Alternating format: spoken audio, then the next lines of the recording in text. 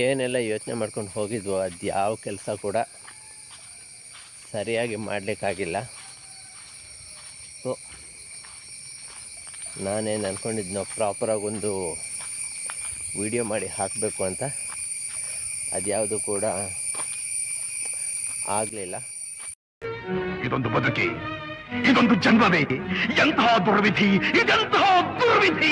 Hi friends, welcome back to RJ Vlogs.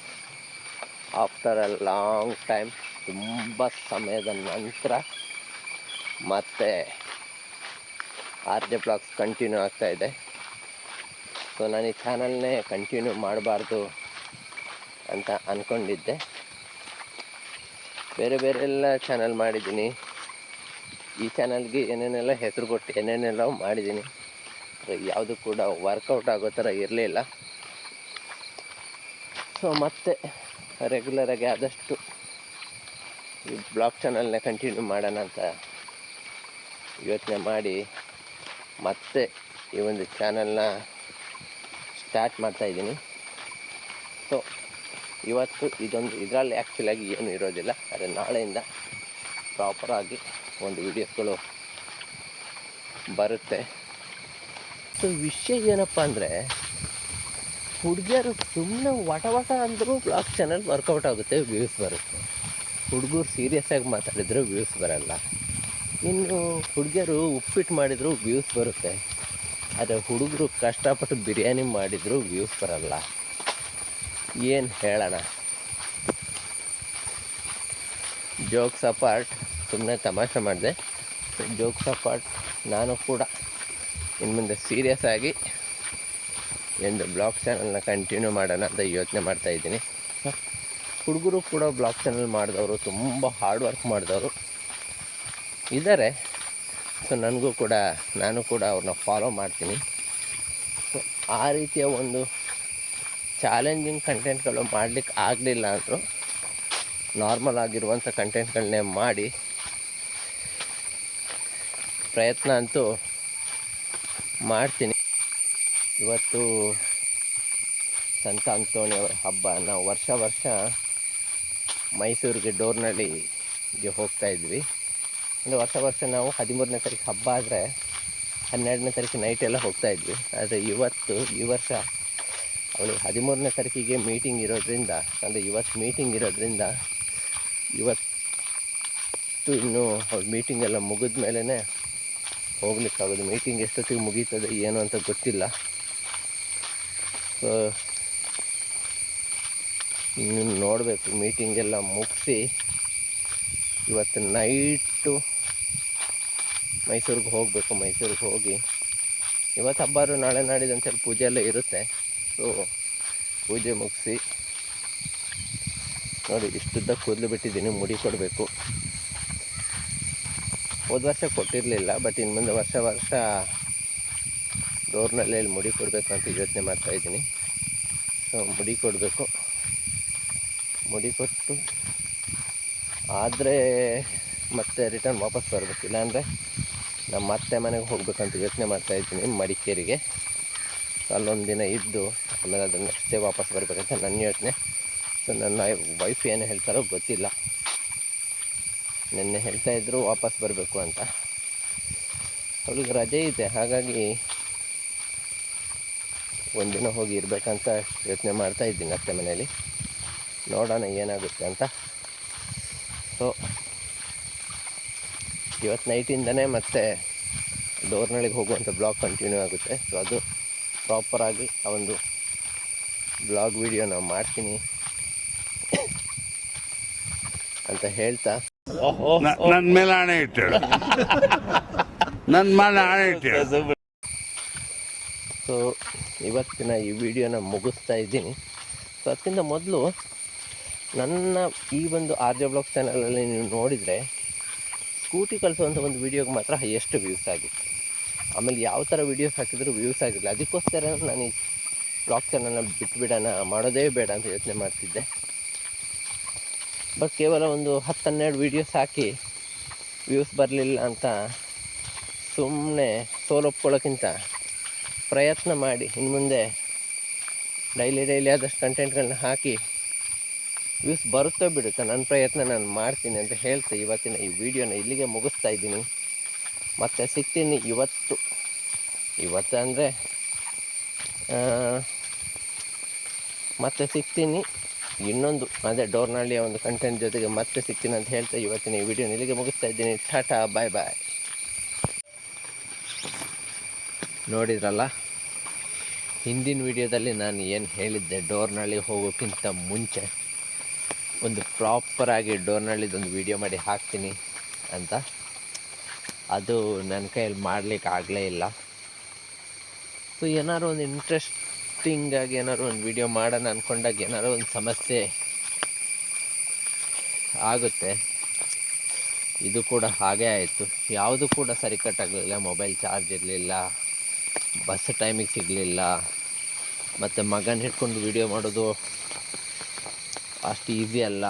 ಹೀಗೆ ಎಲ್ಲ ಕಡೆ ಕೂಡ ಸಮಸ್ಯೆ ಆಗೋಯಿತು. ಆದರೂ ಕೂಡ ಪರವಾಗಿಲ್ಲ, ಇನ್ನೂ ಕೂಡ ಟೈಮ್ ಇದೆ.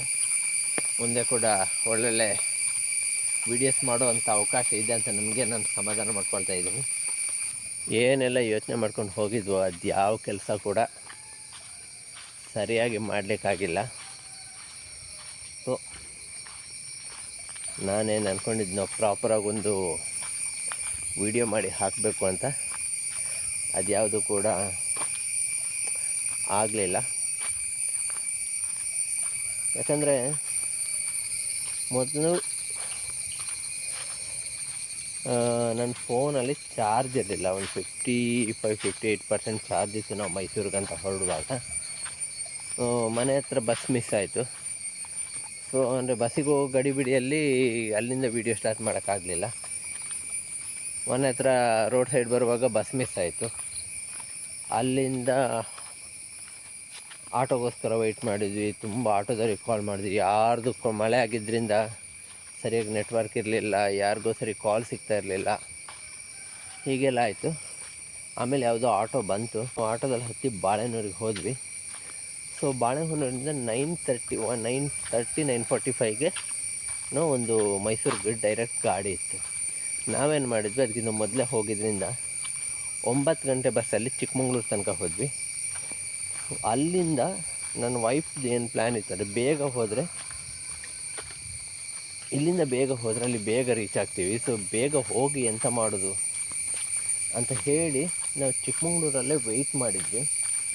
ಅಂದರೆ ಸ್ವಲ್ಪ ಲೇಟ್ ಬಸ್ ಆದರೆ ನಾವು ಲೇಟಾಗಿ ರೀಚ್ ಆಗ್ಬೋದು. ಸ್ವಲ್ಪ ಬೆಳಕು ಆಗೋ ಟೈಮಲ್ಲಿ ರೀಚ್ ಆದರೆ ನಮಗೂ ಒಳ್ಳೇದಿಲ್ಲ. ಅಂದರೆ ನಾವು ಬೇಗ ಹೋದರೆ ಆಟೋಗೂ ರೇಟ್ ಜಾಸ್ತಿ ಅಲ್ಲಿ, ಮತ್ತು ಅಲ್ಲೋಗಿ ಸುಮ್ಮನೆ ಮಲಗಬೇಕು. ಬೇರೆ ಮಳೆ ಬೇರೆ, ಥಂಡಿ ಬೇರೆ ಇದೆ, ಮಗು ಬೇರೆ ಇದೆ. ಹೀಗೆ ಯೋಚನೆ ಮಾಡಿಕೊಂಡು ನಾವೇನು ಮಾಡಿದ್ವಿ, ಲೇಟಾಗಿನೇ ಹೋಗೋಣ ಅಂತ ಡಿಸೈಡ್ ಮಾಡಿದ್ವಿ. ಆದರೆ ಅಲ್ಲೇ ಪ್ರಾಬ್ಲಮ್ ಆಯಿತು. ನಮ್ಮ ಜೊತೆ ಇನ್ನೊಬ್ಬರು ಒಂದು ಕಪಲ್ ಇತ್ತು. ಅವರು ಆ್ಯಕ್ಚುಲಿ ಬೆಂಗಳೂರಿಗೆ ಹೋಗೋರು. ಅವರು ಕೂಡ ಹಾಗೆ ಬೇಗ ಹೋಗಿ ಎಂತ ಮಾಡೋದು, ಮೆಜೆಸ್ಟಿಕ್ಕಿಗೆ ಅವ್ರ ಭಾವ ಯಾರೋ ಕರ್ಕೊಂಬರಕ್ಕೆ ಬರೋರಂತೆ. ಹಾಗಾಗಿ ಸುಮ್ಮನೆ ಅವ್ರು ನಿದ್ದೆ ಯಾಕೆ ಹಾಳು ಮಾಡಿ ನಾವು ಸ್ವಲ್ಪ ಲೇಟಾಗಿ ಹೋಗೋಣ ಅಂತ ಅವರು ನಮ್ಮ ಜೊತೆನೇ ಬಸ್ಸಿಗೆ, ಅವ್ರು ಬೆಂಗಳೂರು ಬಸ್ಸಿಗೆ ವೆಯ್ಟ್ ಮಾಡ್ತಾಯಿದ್ರು, ನಾವು ಮೈಸೂರು ಗಾಡಿಗೆ ವೆಯ್ಟ್ ಮಾಡ್ತಾಯಿದ್ವಿ. 12 ಗಂಟೆ ತನಕ ಬಸ್ ಇತ್ತು ಆಯಿತಾ. ನಾವು ಇನ್ನೂ ಸ್ವಲ್ಪ ಲೇಟ್ ಹೋಗೋಣ ಅಂಥೇಳಿ ಕಾದು ಆಮೇಲೆ ಯಾವ ಬಸ್ಸು ಕೂಡ ಇರಲಿಲ್ಲ. ಡೈರೆಕ್ಟು 2 ಗಂಟೆಗೇನೋ 2 ಗಂಟೆ ತನಕ ಸುಮ್ಮನೆ ಬಸ್ ಸ್ಟ್ಯಾಂಡಲ್ಲಿ ವೆಯ್ಟ್ ಮಾಡಿದ್ವಿ, ಅದು ಇದು ಮಾತಾಡಿಕೊಂಡು. 2 ಗಂಟೆಗೆ ಹಾಸನಕ್ಕೆ ಒಂದು ಬಸ್ ಬಂತು. ಸೊ ನಾವು ಅದೇ ಬಸ್ಸಲ್ಲಿ ಹಾಸನ ತನಕ ಹೋದ್ವಿ. ಅವ್ರು ಹಾಸನದಿಂದ ಬೆಂಗಳೂರಿಗೆ ಹೋದರು, ನಾವು ಹಾಸನದಿಂದ ಇನ್ನೊಂದು ಬಸ್ಸಲ್ಲಿ ಮೈಸೂರಿಗೆ ಬಂದ್ವಿ. ಅದೇ ಈ ಗಡಿಬಿಡಿಯಲ್ಲಿ ನಾನು ಏನು ಯೋಚನೆ ಮಾಡಿದ್ದೆ, ಒಂದು ಹೊಸದಾಗಿ ಮತ್ತೆ ವ್ಲಾಗ್ ಚಾನಲ್ ಸ್ಟಾರ್ಟ್ ಮಾಡ್ತಾ ಇರೋದ್ರಿಂದ ಹೊಸದಾಗಿ ಒಂದು ವಿಡಿಯೋ ಮಾಡೋಣ ಅಂತ ಏನು ಯೋಚನೆ ಮಾಡ್ತಾಯಿದ್ದೆ, ಪ್ರಾಪರಾಗಿ ಒಂದು ಬ್ಲಾಗ್ ಮಾಡೋಣ ಅಂತ. ಅದು ಆಗಲೇ ಇಲ್ಲ. ಅಲ್ಲಿಂದ ಮೈಸೂರಿಗೆ ಡೋರ್ನಳ್ಳಿ ಚರ್ಚಿಗೆ ಬಂದ್ವಿ. ಅಲ್ಲೂ ಕೂಡ ಅಷ್ಟೇ ನಂದೊಂದು ಪ್ರಾಬ್ಲಮ್ ಏನು ಅಂದರೆ, ನನಗೆ ಜನ ಇದ್ದಲ್ಲಿ ಮಾತಾಡೋಕ್ಕೆಲ್ಲ ಸ್ವಲ್ಪ ಕಷ್ಟ. ಸುಮ್ಮನೆ ವೀಡಿಯೋ ಮಾಡ್ತೀನಿ, ಸುಮ್ಮನೆ ವೀಡಿಯೋ ಮಾಡಿ ಆಮೇಲೆ ವಾಯ್ಸ್ ಓವರ್ ಕೊಡೋದು ಸ್ವಲ್ಪ ಅಷ್ಟೊಂದು ಕರೆಕ್ಟಾಗಿ ಬರಲ್ಲ. ಹೀಗೆ ನೋಡಿ, ಹೀಗೆ ನಾನು ಒಬ್ಬನೇ ಇದ್ದಾಗ ನಾರ್ಮಲಾಗಿ ಎಷ್ಟು ಬೇಕಾದ್ರೂ ಮಾತಾಡ್ತೀನಿ. ಆದರೆ ಜನ ಇದ್ದ ಪ್ಲೇಸಲ್ಲಿ ಸ್ವಲ್ಪ ಮಾತಾಡೋಕ್ಕೆ ಅಭ್ಯಾಸ ಇಲ್ಲ, ಹಾಗಾಗಿ ಅದೊಂದು ಪ್ರಾಬ್ಲಮ್ ಇದೆ. ಹಾಗೆ ಅಲ್ಲಿ ಕೂಡ ಸರಿಯಾಗಿ ವಿಡಿಯೋ ಮಾಡಲಿಕ್ಕೆ ನಾನು ನನ್ನ ವೈಫಿಗೆ ಹೇಳಿದ್ದೆ, ಸೊ ನಾನು ಮುಡಿ ಕೊಡ್ತೀನಲ್ಲ ಅದರದ್ದೆಲ್ಲ ವೀಡಿಯೋ ಮಾಡು ಅಂತ.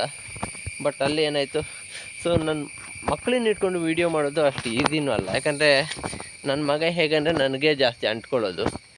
ನಾನು ಇಲ್ಲ ಅಂದಾಗ ಮಾತ್ರ ನನ್ನ ವೈಫ್ ಹತ್ರ ಹೋಗ್ತಾನೆ, ಬಿಟ್ಟರೆ ನಾನಿದ್ರೆ ನಾನೇ ಬೇಕು. ಹಾಗಾಗಿ ಅವನು ಹಿಡ್ಕೊಂಡು ಎತ್ಕೊಂಡು ಎಲ್ಲ ವೀಡಿಯೋ ಮಾಡೋದು ಆಗಲೇ ಇಲ್ಲ. ಸೊ ಮುಡಿ ಕೊಡುವಾಗಲೂ ಅಷ್ಟೇ, ಅಲ್ಲಿ ತುಂಬ ಜನ ಇದ್ದಿದ್ದರಿಂದ ಅಲ್ಲೂ ಕೂಡ ಮುಡಿ ಇದರಲ್ಲಿ ವೀಡಿಯೋ ಮಾಡೋಕ್ಕಾಗಲಿಲ್ಲ. ಸ್ವಲ್ಪ ಸಣ್ಣದಾಗಿ ಒಂದು ಡೋರ್ನಲ್ಲಿ ಚರ್ಚದ್ದು ಸ್ವಲ್ಪ ವೀಡಿಯೋ ತೆಗೆದಿದ್ದೀನಿ ಅಷ್ಟೇ, ಬಿಟ್ಟರೆ ಏನು ಮಾಡಲಿಕ್ಕೂ ಆಗಲಿಲ್ಲ ನನಗೆ. ಮತ್ತು ನಾವು ರಿಟರ್ನ್ ಅಲ್ಲಿಂದ ಮೈಸೂರಿಂದ ವಾಪಸ್ ಬರಬೇಕು ಅಂತ ಯೋಚನೆ ಮಾಡಿದ್ವಿ. ಆಮೇಲೆ ಅಲ್ಲಿಂದ ಮಡಿಕೇರಿಗೆ ಮಳೆ ಬರ್ತಾಯಿದೆ. ಮಡಿಕೇರಿಗೆ ನನ್ನ ವೈಫುದು ಅಕ್ಕನ ಮನೆಗೆ ಹೋದ್ವಿ. ಸೊ ಅಲ್ಲಿಂದ ನೆನ್ನೆ ನೈಟು ರಿಟರ್ನ್ ಬಂದಿದ್ದು. ಅದೇ ಹೇಳಿದ್ನಲ್ಲ, ಯಾವುದು ಕೂಡ ಪ್ರಾಪರಾಗಿ ವೀಡಿಯೋಸ್ ಮಾಡೋಕ್ಕಾಗಲೇ ಇಲ್ಲ. ಅದನ್ನೇ ನಾನು ನೆನ್ನೆ ನನ್ನ ವೈಫಿಗೆ ಹೇಳ್ತಾ ಇದ್ದೆ, ಎಂತ ಮಾರೈತಿ ನಾನು ಮತ್ತೆ ವ್ಲಾಗ್ ಚಾನಲ್ ಸ್ಟಾರ್ಟ್ ಮಾಡಬೇಕು ಅಂತ ಅಂದ್ಕೊಂಡು ಒಂದು ಪ್ರಾಪರಾಗಿ ಒಂದು ವೀಡಿಯೋ ಮಾಡೋಣ, ಅದು ಕೂಡ ಆಗಲಿಲ್ಲ ನನ್ನ ಕೈಯಲ್ಲಿ ಅಂತ. ಮಳೆ ಜೋರಾಗೇ ಬರ್ತಾಯಿದೆ. ಇದು ಮೈಸೂರಿಂದು ಕತೆ. ಮೈಸೂರದು ಬ್ಲಾಗ್ ಮಾಡೋಕ್ಕೆ ಆಗಲಿಲ್ಲ.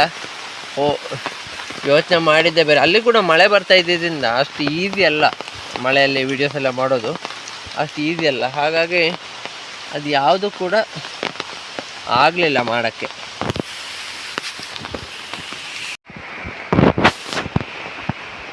ಹಾಗೆ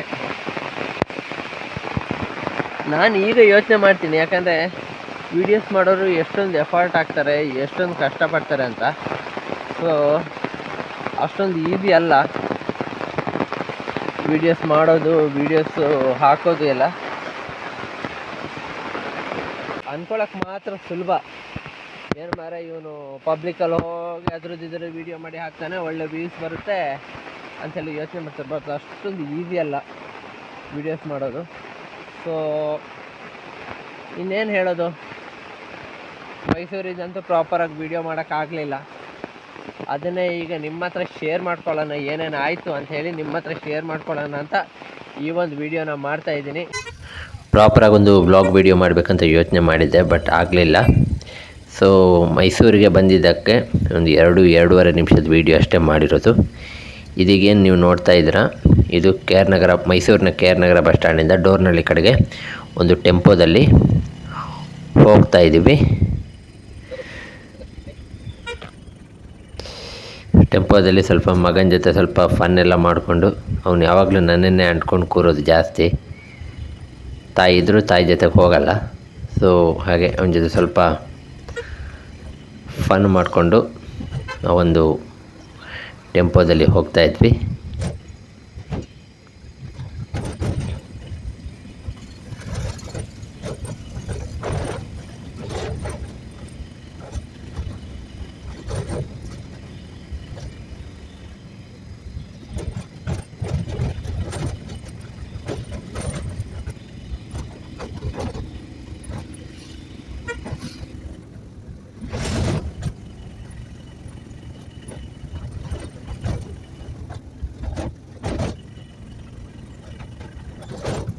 ಚರ್ಚಿನ ಹೊರಗಡೆ ಟೆಂಪೋ ಸ್ಟಾಪ್ ಮಾಡಿತ್ತು, ಅಲ್ಲಿಂದ ನಡ್ಕೊಂಡು ಚರ್ಚಿನ ಕಡೆ ಹೋಗ್ತಾ ಇದ್ದೀವಿ.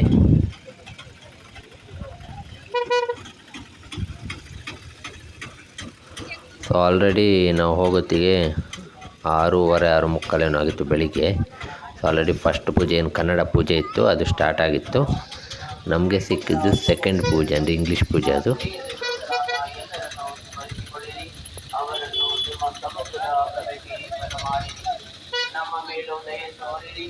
ದೇವಮಾತೆ ಪೂಜ್ಯ ಕನ್ಯಾ ಮರಿಯಮ್ಮನವರೊಂದಿಗೂ ಆಕೆಯ ಪತಿ ಸಂತ ಜೋಸೇಫರೊಂದಿಗೂ ಪುನೀತ ಪ್ರೇಷಿತರೊಂದಿಗೂ ಸಂತ ಅಂತೋನಿಯವರೊಂದಿಗೂ ಎಲ್ಲ ಅದನ್ನೆಲ್ಲ ಅಟೆಂಡ್ ಮಾಡಿ ಸಕಲ ಸಂತರೊಂದಿಗೂ ನಾವು ನಿತ್ಯ ಜೀವನದಲ್ಲಿ ಮತ್ತು ಮುಡಿಯೆಲ್ಲ ನಿಮ್ಮನ್ನು ಸ್ತುತಿಸಿ ಕೊಡಲಿಕ್ಕಿತ್ತು. ಸೊ ಮುಡಿ ಎಲ್ಲ ಕೊಟ್ಟು ನೋಡಿ, ಈ ವಿಡಿಯೋ ಮುಡಿ ಕೊಟ್ಟಾದಮೇಲೆ ಸೊ ಇಲ್ಲಿ ಒಂದು ಸಣ್ಣದಾಗಿ ಒಂದು ವಿಡಿಯೋ ಮಾಡಿರುವಂಥದ್ದು.